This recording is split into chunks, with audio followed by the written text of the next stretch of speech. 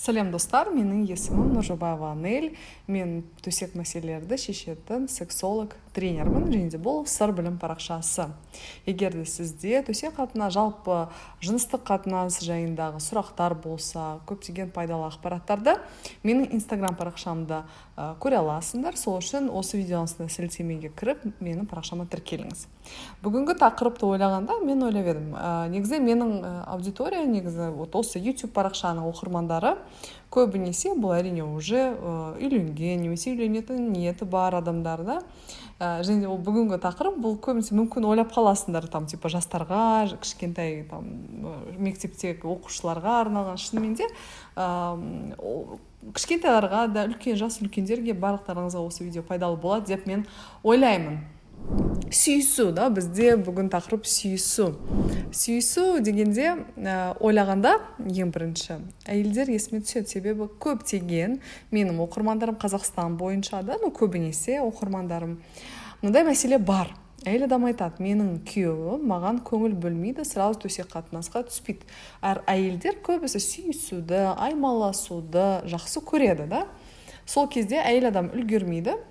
И, соответственно, ешқандай даже ләззат, оргазм алмайды, бітірмейді. Ал еркек үшін бұл, не важно. Мына жерде сүйісу жалпы маңыздылық қандай? Әрине, бәріміз білеміз, сүйісу жалпы ерін, да, бұл бәрі эрогендік зона, да, бұл да бір қоздыратын, көптеген әйелдер содан қатты қозады. Бұл бір төсек қатынасқа дейін жасалатын әрекет. Да, бұл енді төсек қатынас дегенде. Немесе жалпы әйел адамға, жалпы тек қана әйел адам емес, еркектерге де ұнататын бір әрекет. Сүйісу, құшақтасу, аймаласу, бұл барлығы өте бір өзіңізді жақсы сезіну үшін, да, өзің рахаттанатын бір әрекеттер. Бірақ та бұл жалпы біздің Қазақстан менталитетте ғана айта алмаймын, жалпы СНГ, да, бывший совет үкіметінің мемлекеттеріне қарасақ, көбінесе еркектер эмоция берілмейді, ашылмайды, да, айтпайды. Оларға былай ойлайды көбісі, эмоция білдіру бұл бір әлсіздік, да. Сүйісу, құшақтасуға мән бөлу, оның бір маңыздылығын төмендеткен, бір маңызды емес нәрсе.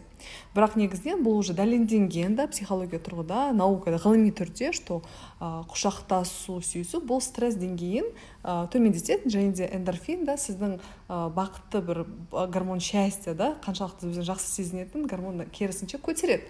Сол үшін оның маңыздылығы негізінен өте жоғары. Сол үшін егер де еркек адам болсын, әйел адам болсын, да, егер де сізде мынандай мәселе болса, бұл бір ұят, бұл бір әлсіздіктің белгісі деп ойласаңыз, сіз жасап көріңіз, негізінен соған көңіл бөліп, және де қаншалықты сізде қарым-қатынас жақсарады, особенно, да, егер де еркек адам әйелмен. Көп әйелдер айта алмайды күйеуіне, мен осындайды жақсы көремін. Даже айтса, көбісі маңыздылығын түсінбейді. Бірақ бұл бір қоздыру, қыздырудың деңгейі бір этапты өте бір үлкен бөлігі. Сосын сіз қарым-қатынасты жақсарту үшін, да, бір екі ара бұл жылуды көтеру үшін, тоже осы сүйісуге көп көңіл бөлуіңіз керек. Енді сүйісудің әрине түрлері бар, оның сіздің қаншалықты сіз өзіңізді дәл қазір сезінесіз, себебі біреулер мысалға нежный, бір сондай жай, это как төсек қатынас сияқты, да, жай болсын, біреулер бір страстный болсын, сильный, то есть түрлері бар, сіздің қаншалықты ішкі бір состояние, қаншалықты сізде махаббатыңызға байланысты, қандай ситуация, соған байланысты тоже түрлері бар. Кстати, да, егер де сізде сүйісу жайында вообще сізге осы техникалық тұрғыда, мен білмеймін қазір, бұл тақырып бір жаңа, да, бір басқаша, қаншалықты сіздерге осы тақырып вообще технически, то есть түсіндіру, да, қалай сүйісу, осындай тақырып сізге қызық болса, тоже міндетті түрде жазыңызшы. Мүмкін мен соған орай тағы бір видео түсіремін, да, тоже қызық болады деп ойлаймын. Так вот, бұл практикалық тұрғыда, енді біз теория тұрғыда қаншалықты тағы да көбісі айтады.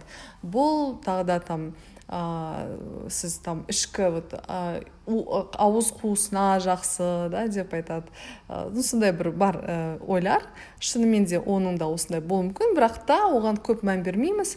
Бұл көбінесе мен айтқанда бұл гормоналдық түрде өзіңіздің бақытты сезінуі, да. сіздің қарым-қатынасқа бір-біріңізге тарту жағынан.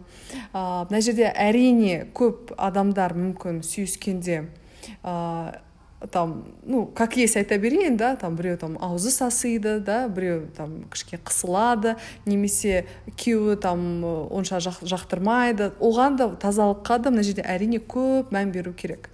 Тазалық қаншалықты сіз тіс жуасыз, таңертең кешке, да, қаншалықты сіз стоматолог, да, тіс дәрігеріне қаншалықты жиі барасыз, соған да мән беріңіз.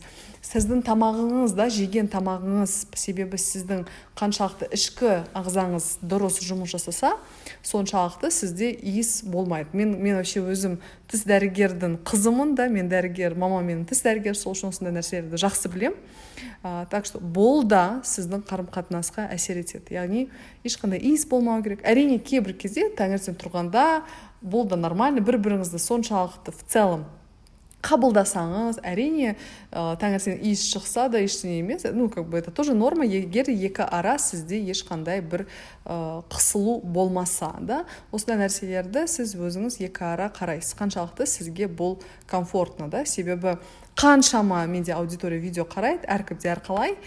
Сол үшін осы видео жалпы түсінік бердім деп ойлаймын, да.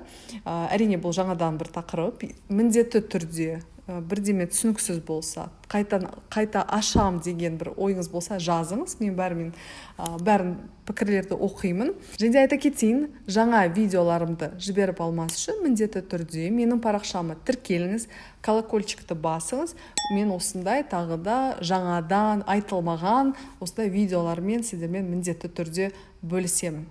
Рахмет, сау болыңыз.